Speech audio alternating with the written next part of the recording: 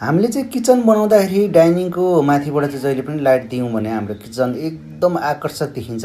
अनि त्यस्तै हाम्रो डाइनिङ सेपको छेउमा चाहिँ हामीले यसरी भाँडा राख्ने र्याक चाहिँ बनायौँ भने हामीले भाँडा बर्तन चाहिँ खोजिरहनु पर्दैन, किनभने यहाँनिर हामीले जति पनि राख्न सकिन्छ नि त होइन, सजिलो हुन्छ हामीलाई।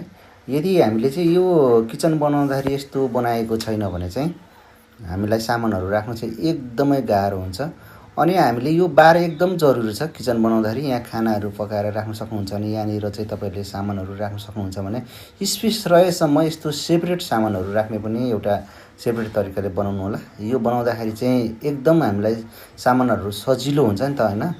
अनि हामीले यो सिङ्कको माथि छ नि यसरी भाँडाकुँडा धोइसकेपछि भाँडा बर्तन धोइसकेपछि यसरी पानी तैराउने एउटा जिटिभिटी राखिदिनु होला। अनि धारा चाहिँ जहिले पनि यस्तो एक्जिस्टवाला राखिदिनु होला, ताकि हामीलाई सामानहरू पकाउन माझ्नलाई चाहिँ एकदम सजिलो हुन्छ।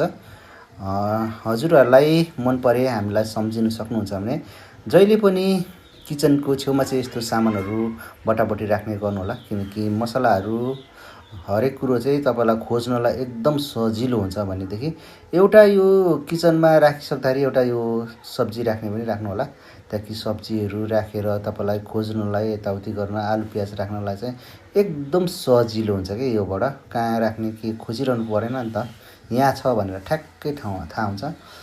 यदि ठाउँ थाहा भइसकेपछि त अब सजिलो हुन्छ नि त। यो काँटा चम्चाको लागि यसरी स्पेसहरू राख्नुहोस्।